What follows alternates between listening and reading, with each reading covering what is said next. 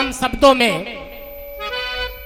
देवकी जन्म जन्म से आस लगाए बैठी थी कि साक्षात नारायण हमारे गोद में खेले, हमारे उदर से पैदा हो। कंस के जेल में जब नारायण का जन्म होता है और जन्म होते ही ताले खुल जाते हैं, सारे पहरेदार सो जाते हैं और इतना प्यारा ललन पैदा होते ही देखिए माँ की गोद से उसको गोकुल जाना है।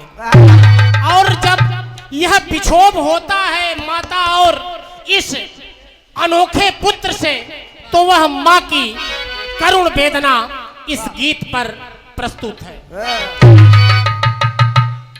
हाँ, माँ कह रही है कि गोकुल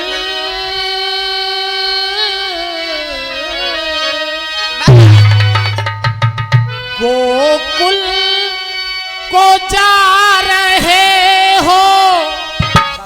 माँ कह रही है कि ऐ मेरे लाल गोकुल को जा रहे हो तो जा कर के ना भूलाना,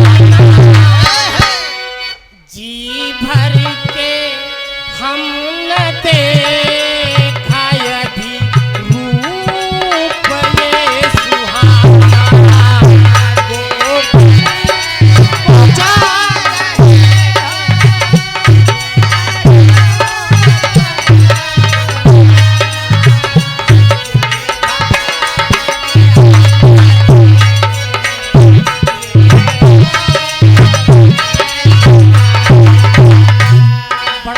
पुष्पहार और इस उपवस्त्र के माध्यम से स्वागत किया गया। हमारे लघु भ्राता भाई रमन जी की तरफ से कोट से धन्यवाद देते हुए कहना है कि गोकुल को जा रहे हो तो जा कर के ना भुलाना, जी भर के हम न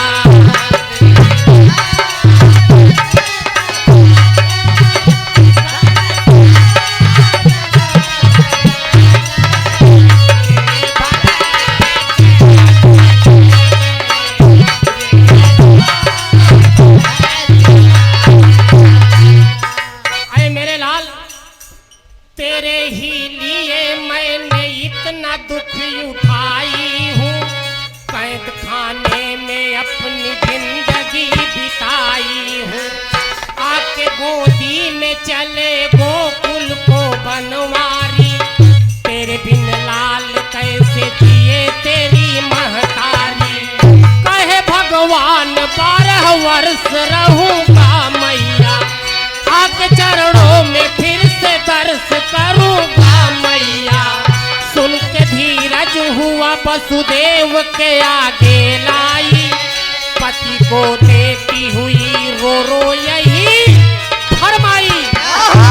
क्या कहती है कि जाकर आए मेरे लाल, जाकर के दूर हमसे करना नहीं पाना, जी भर के हम न देखा रूप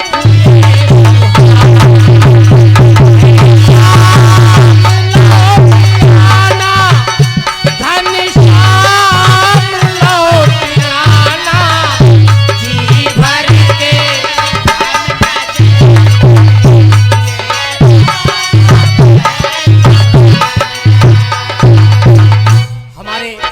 बड़े भाई श्री श्यामलाल यादव, जो कि इस क्षेत्र के जाने माने कीर्तनकार है, आपकी तरफ से 50 रुपए का पारितोषिक दिया जाता है।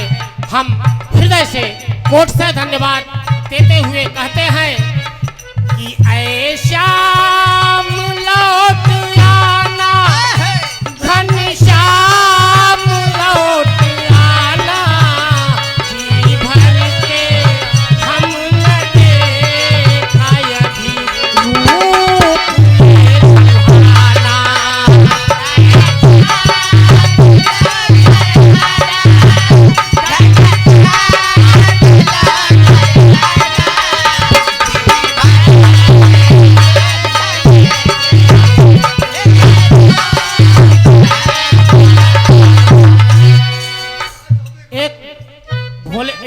कृष्ण भगवान की एक महान भक्तन ये थी।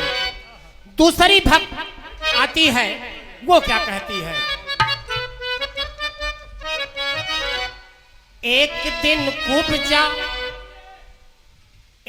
दिन कुब्जा मलिनिया के घर पधारे थे, सीधा कर कुबड़ उसके रूप को संवारे थे। देख के घनश्याम को कुब्जा भी हंस के धाई है, चरण पखार कर भोजन उन्हें कराई है। सुला कर सेज पर पावन को दबावन लागी, जान कर दिल की बात बिह से भक्त अनुरागी। तो पूर्ण इच्छा को करके आप जब ही चलने लगे, तो जोड़कर हाथ कुब्जा प्रभु से यही कहने लगे। कुब्जा कहती है कि जाने के बाद भगवन, जाने के बाद भगवन हमसे करना नहीं बहाना, जी भर के हम न देखा यदि रूप में सुहाना।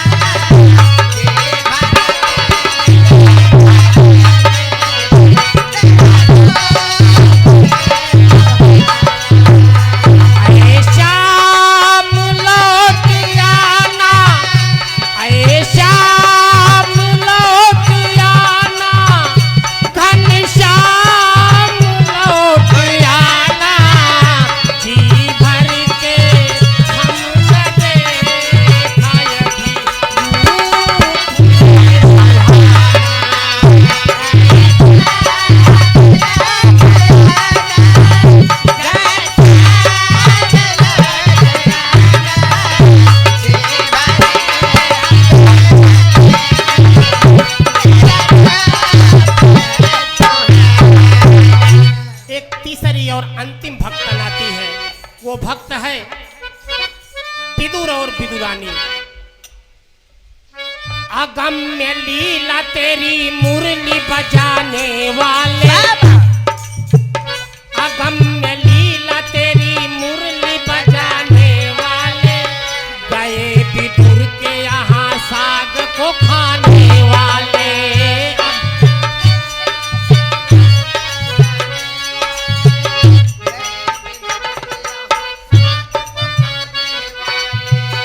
अगम्य लीला तेरी मुरली बजाने वाले, गए विदुर के यहाँ साग को खाने वाले। विदुर विदुरानी लखे श्याम संवरिया आए, खुशी से झूम उठे चरण पकड़ लपटाए। खिला के सेज को भगवान को दोनों प्राणों, लोक पर लोक बनाया है विदुर विदुरानी। देखे पर भक्ति का जब श्याम सुंदर चलने लगे, दोनों जन प्रेम से भगवान से यही कहने लगे। क्या कहते हैं? कि जाने जाने के बाद नाथ मुझे अरे अब न भूल जी भर के हम न देखा यदि रूप सुहाना।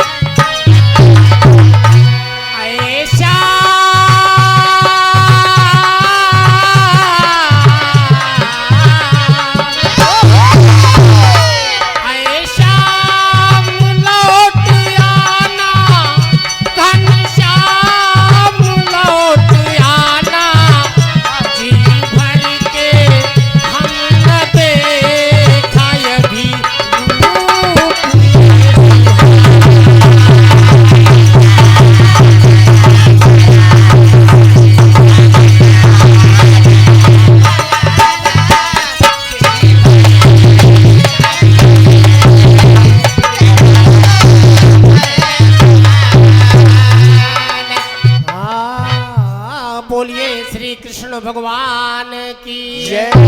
ये देखिए हमारे